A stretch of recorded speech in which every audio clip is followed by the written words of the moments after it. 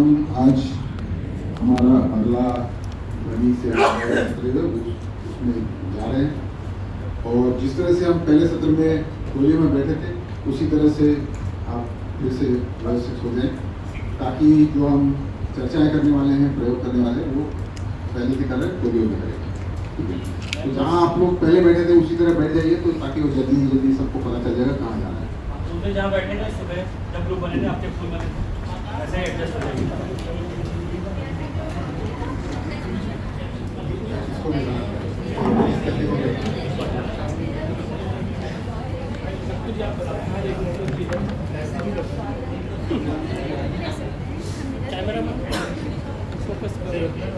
सत्र में जो है हमने शुरुआत की थी इस बात की चर्चा करने की कि आवाज़ या ध्वनि जो पैदा होती है उसके लिए क्या जरूरी होता है।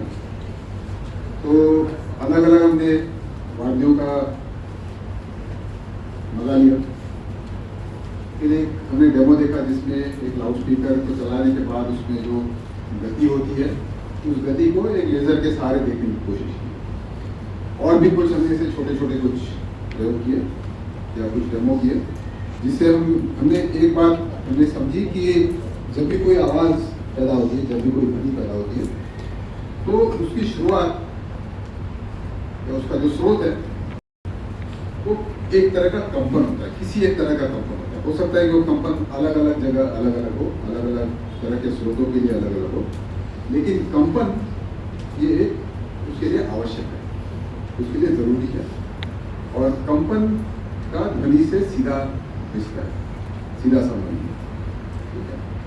अब ये भी हो सकता है कि हर ध्वनि या हर कंपन ध्वनि जैसा नहीं हो। ये तो हमने भी देखा नहीं है कि क्या हर कंपन ध्वनि के बतौर हमारे अनुभव में आता है या नहीं, या उसकी जो हम जिस तरह से हम उसको समझते हैं हमेशा होता है नहीं पता नहीं, लेकिन ये पक्का है कि अगर ध्वनि का ऐसा अगर हमको होता है, ध्वनि का अनुभव अगर होता है तो उससे जुड़ा हुआ स्रोत जो है उसमें एक कंपन होना जरूरी होता है। उसके बाद हमने ये भी देखा कि आवाज़ अलग अलग तरह की जो होती है उसमें मोटे तौर पर हम दो चीज़ें कह सकते हैं कि कितनी बड़ी है कितनी छोटी है, जिसको हम वॉल्यूम भी कहते हैं, लेकिन वॉल्यूम का आयतन से मतलब नहीं जिसकी बात हम केमिस्ट्री में कर रहे थे। अब वो वॉल्यूम शब्द कहाँ से आया पता नहीं, लेकिन है वो शब्द, उसको हमको इस्तेमाल करते रहना होगा। तो उसके लिए एक इंग्लिश में अल्टरनेटिव लाउडनेस कह सकते हैं कि कितनी बड़ी आवाज़ है, हिंदी में उसको हम छोटी बड़ी कहेंगे। दूसरा एक उसका हिस्सा था, दूसरा एक पहलू था जिसमें हम आवाज़ कितनी पतली है या मोटी है इसके बारे में हमने कुछ चर्चा की। तो जो संज्ञाएं जो हमारे लिए महत्व रखती है वो ये है कि आवाज़ का छोटा होना, छोटी आवाज़, बड़ी आवाज़, जिसका कि हमारा मतलब है लाउडनेस से, और पतली और मोटी। इसको इंग्लिश में जिसको पिच बोलते हैं। ठीक है। हिंदी में बड़ा चक्कर है, लाउडनेस में कभी कहते हैं धीरे धीरे बोलो, हाँ, कभी कहते हैं ऊंचा मत बोलो। ठीक है। तो रोजमर्रा के जो शब्द है उसमें बहुत सारी टेढ़ी खीर है। ठीक है। जब हम तेज बोलो कहते हैं तो इसका मतलब ये कि मैं जल्दी नहीं बोलूँ, इसका मतलब ये होता क्या, ऊंची आवाज। अब धीरे बोलो का मतलब ये नहीं कि मैं धीरे धीरे बोलूँ, इसका मतलब ये कि मैं इतनी कम आवाज बोलूँ कि आपको सुनेंगे। तो ये धीरे आवाज, धीरे बोलना, तेज बोलना, ऊंचा बोलना, ये अलग अलग तरह के शब्द जो हम इस्तेमाल करते हैं और मोटे तौर पे समझ जाते हैं क्या है, लेकिन विज्ञान में ऐसी उसमें क्या है ना, संदेह वाली बात नहीं रहनी चाहिए। तो हम साफ साफ ये कहेंगे कि भाई हम ये दो शब्द इस्तेमाल करेंगे, छोटी और बड़ी आवाज़, इसका मतलब हमारा वॉल्यूम या लाउडनेस है, और पतली या मोटी जो कि उसके पिच या तीखी होना, जिसको भी हम आमतौर पर ऊंची आवाज़, मोटी आवाज़। तो इन चार शब्दों का हम इस्तेमाल करेंगे, न कि और कोई। ये पहली बात। छोटी बड़ी की जगह ऊंची ऊंची धीमी करना है, क्या आप क्या पसंद करेंगे, ऊंची धीमी पसंद करेंगे? सर कर्कश और मधुर वैसे शब्द होते नहीं, हैं। कर्कश और मधुर थोड़ा सा और भी अलग है, क्योंकि ऊंची जिसको हम पतली आवाज कह रहे हैं, जरूरी नहीं कि वो कर्कश हो। लता मंगेशकर की आवाज और आमिर खान की आवाज में फर्क है, लेकिन दोनों ही मधुर होते हैं। तो छोटी बड़ी तो धीमी या ऊंची? धीमी ऊंची ठीक है, बदल देते हैं उसको। नहीं, लेकिन ऊंची जैसे हाई पिच, इंग्लिश में हाई पिच का अलग हाँ, इसलिए मुझे लग रहा है कि छोटी- अलग मतलब है। इसलिए मुझे लग रहा है कि छोटी बड़ी कहना शायद। ऊंची आवाज मत बोलो। हाँ, लेकिन अब एक काम करते हैं, मैं इसमें यहाँ पे दोनों लिख देता इसलिए हूँ। वो ये शब्द है। इसको हम लेकिन हाई पिच और ऊंचा अलग है। हिंदी का नॉन्स अलग है। हाँ, इसलिए मैं कह रही हूँ कि वो अवॉइड करते हैं। अवॉइड करते हैं।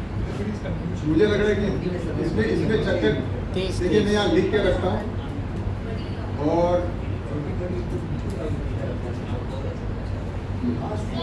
तेज बीच होता है, वो तो श्रिलनेस ऑफ साउंड होता है ना। बीच होती है, वो तो श्रिलनेस ऑफ साउंड होता है। तो ये बोल सकते हैं कि कितना तीखा है। हाँ, तो अभी देखिए समस्या ये है कि एक ही चीज के लिए 4-5 अलग-अलग लोग 4-5 अलग-अलग सुझाव रख रहे हैं। तो मैं ये करूँगा कि मैंने जो तय किया उसको आगे चलाएं, ठीक है? तो मैंने ये तय किया कि इसको ऐसे रखेंगे, ठीक है? तो आज के सेशन के लिए, आने वाले सेशंस के लिए इसको ऐसे रखेंगे। आप घर जाके उसको अगर तीखी बोलना चाहे तीखी बोलिए। बात नहीं है। हिंदी में तो मैं नहीं बोलूँगा। लाउडनेस की वहाँ पे आई सजेस्ट पुट वॉल्यूम। नहीं, I don't want to put volume Why? because it is the volume of a speaker that it can be confused. Not okay, but लेकिन सबको मालूम है ना टीवी में वॉल्यूम कम करना, रेडियो में वॉल्यूम। लेकिन let us वो वाला volume. no, but there is nothing wrong in loudness according to me. Loudness, when it is sufficiently clear and less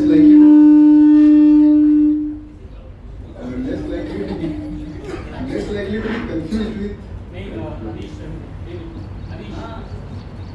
Anish Less likely to be confused with something else that people know. तो अभी वाले हमारे जो session है इसके लिए ये लेके चलते हैं, आपको बाद में बदलना है तो बदलिए। तो ये जो दो मुद्दे हैं, इनको हम आज थोड़ा सा बारीकी से समझने की कोशिश करेंगे हकीकत में है, और कोशिश ये भी करेंगे हम कि अधिकतर जो भौतिकी में एक जो प्रयास रहता है, भौतिकी की जो एक कहना चाहिए नींव है कि हर चीज को एक सरल तरीके से समझना, उसको एक गणितीय रूप देना, ताकि उस गणितीय रूप का हम आगे चल के बहुत जो जटिल कोई परिस्थिति हो वहाँ पे उसको इस्तेमाल करें। क्योंकि ये एक भौतिकी की प्रक्रिया है, इसमें सरलीकरण, फिर उसको एक गणितीय रूप देना, और इस गणितीय रूप का सहारा लेते हुए किसी भी जटिल प्रक्रिया का वर्णन करना या उसके बारे में कुछ आसार बनाना या कुछ अनुमान लगाना। तो ये जो प्रक्रिया है, इस प्रक्रिया को आज हम ध्वनि से जुड़ी इन दो बातों को समझने के लिए करेंगे। तो इसके लिए क्या है कि हमारे पास कुछ साधन होना चाहिए जहाँ पर हम अवलोकन कर सकें, और उन अवलोकनों के सहारे हम इन दो मुद्दों को और गहराई में समझेंगे, और उसका एक, जैसे कल नागार्जुन ने बात की, उसका एक मॉडल बनाएंगे, उसकी थियरी बनाएंगे। तो ये जो प्रक्रिया है, इसके लिए हमारे पास कुछ साधन होना चाहिए। अब आवाज के साधन तो कई सारे होते हैं, ठीक है? जैसे यहाँ हमने कल देखा ढोल है, फिर कोई तबला लेके आ जाए, कोई सितार लेके आ जाए। तो ये जो सारे जो यंत्र है, ये सारे जो वाद्य है, ये वाद्य जो है ये काफी जटिल संरचना है। एक बहुत सरल इनमें से अगर कोई एक चीज चुनी जाए कि जिसके सहारे हम इन चीजों को समझ सकते हैं, तो उसका एक बढ़िया उदाहरण होगा एक तार। एक ही तार है, न कि बाकी जैसे वाद्यों में 50 तार होते हैं, किसी में 5, किसी में 4, किसी में 5 के में 4 होते हैं, जो भी है। तो इस तरह से अनेक तारों का वाद्य चुनने के बजाय हम एक तारा चुनेंगे। फिर बाकी जो है डब्ल्यू हुई या तबला हुआ, इनका जो है ना, इनकी सतह में जो आवाज़ आती है उसका गणितीय रूप जो है वो थोड़ा टेढ़ा है। ये तार जो होते हैं इनका कई मायने में सरल होता है, तो इसलिए हम शुरुआत तार से करेंगे, ठीक है। और इनकी जो बात है वो हो सकता है आगे हमारे पास समय रहे तो उनके बारे में बात करेंगे, लेकिन शुरुआत हम तार से करने वाले हैं। तो शुरुआत हम यहाँ से एक कुछ चीज़ बना के करने वाले हैं, न कि केवल उसकी बात करें, कुछ बनाएंगे और वहाँ से समझने की कोशिश करेंगे कि इन दो चीज़ों का क्या अर्थ है, ठीक है। क्या कौन सी चीज़ें ऐसी है जो इस पर प्रभाव डालती है और आवाज़ या ध्वनि का जो एहसास होता है उसमें बदलाव होता है। तो चलो अपने गुटों में, अपने टोलियों में एक अभी थोड़ा फैला के बैठ जाते हैं, थोड़ा मतलब आपस में थोड़ी जगह बना लें और एक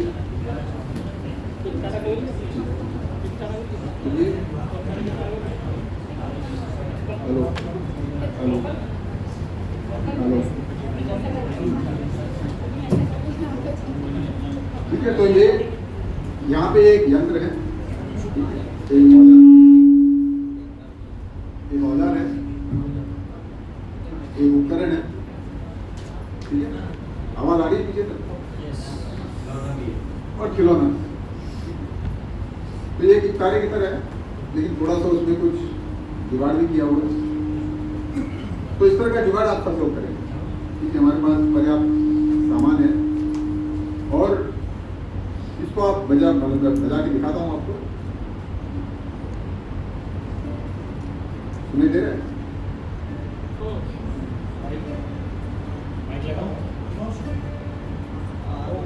बॉक्स को टच करो,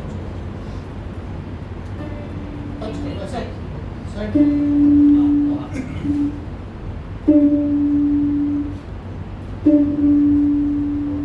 ठीक है। तो ये बज रहा है। अब इसकी जो आवाज है इसमें बदलाव क्या करने से आएगा ये आपको खोजना, ठीक है। तो पहले तो ये बनाना है और फिर ये खोजना है कि इसकी जो आवाज आ रही है उसमें बदलाव क्या करने से आएगा, ठीक है। तो ये तो कमल भाई को भेज दे रहा हूँ, जो हमको पूरा सरगम बजा के दिखाएगा और बाकी सब लोगों के लिए केवल पटिया है। अपना सामान जोड़िए और इसमें देखिए ऐसा है कि सब में तार बंधे हुए हैं, ठीक है। कील और तार बंधे हुए हैं और बाकी जो है वो आपको करना है, बाकी काम आपको।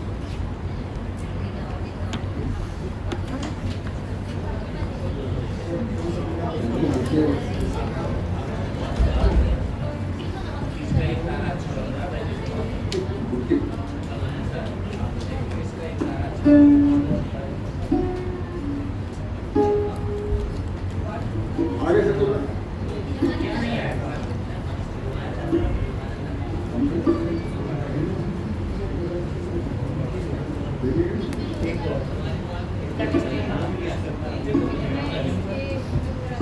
एक कम पड़ रहा है। अच्छा हाँ, तुम्हारा भाई आपको इसका बलिदान देना होगा।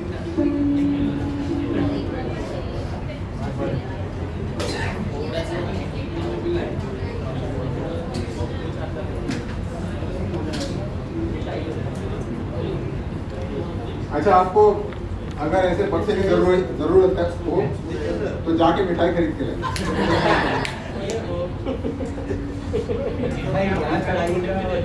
तो आपको मिठाई यहाँ चढ़ा के एल्यूमिनियम के गुटके मिलेंगे, एल्यूमिनियम के गुटके।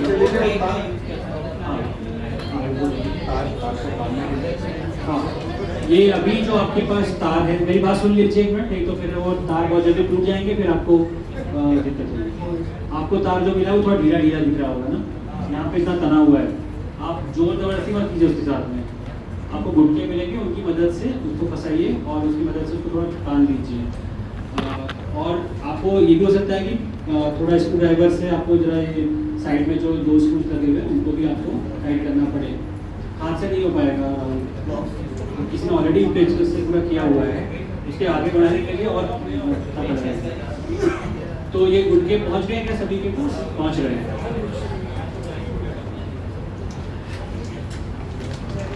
थोड़ा तनाव हुआ तार होगा तभी आवाज आएगी, लेकिन आप इतना मत तान दीजिए कि वो पूरा टूट ही जाए। दो लग जाएगा। अपनी सारी प्रतिभा का परिचय यहाँ नहीं देना है, उसको थोड़ा बचा के रखना है।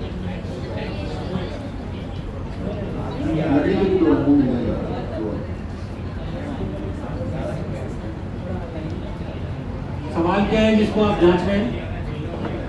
एक बार सवाल सब लोग समझ लें कि हम इस प्रयोग के साथ पहले तो आप इसको सेट कर लें और कुछ आवाज निकलने लग जाए, और फिर वो आवाज बदलने के लिए आपको क्या करना पड़ रहा है वो थोड़ा फिगर आउट करें।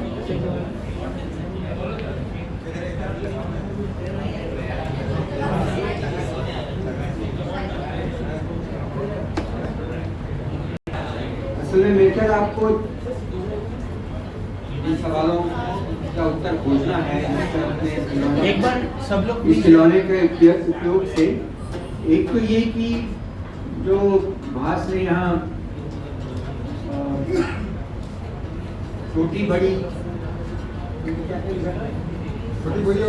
और पतली मोटी, तो इसमें पतली मोटी या भारी बारीक आवाज हम किस स्थिति में उसको कैसे बदल सकते हैं वो समझना है, और फिर उसको बदलना हमको आ गया है तो उसको हम एक संगीत में जो सरगम होती है उसमें करने के लिए क्या करना पड़ता है। मतलब वो जो तार की लंबाई है जो संतृप्त हो रही है उस लंबाई के साथ खेल करना समझना है कि उसमें परिवर्तन करके तो उसका कुछ नियम आप अगर ढूंढ पाते हैं कि सारे गामा पाधा निशा बजाने के लिए क्या करना पड़ता है, कहीं भी उसको दबाते जाए तो अगला सुर निकलता आएगा या आपको हाँ तो वो जरा ढूंढना होगा कि कैसे आप अपनी सरगम में से निकाल सकते हैं। पर सरगम निकालने के भी गाने बजाने की संभव है, तो ये उसका कुछ नियम आप ढूंढ पाते हैं। और तीसरा सवाल ये है कि ये जो मैंने डिब्बा उसके साथ लगा दिया था उसकी क्या कीमत है?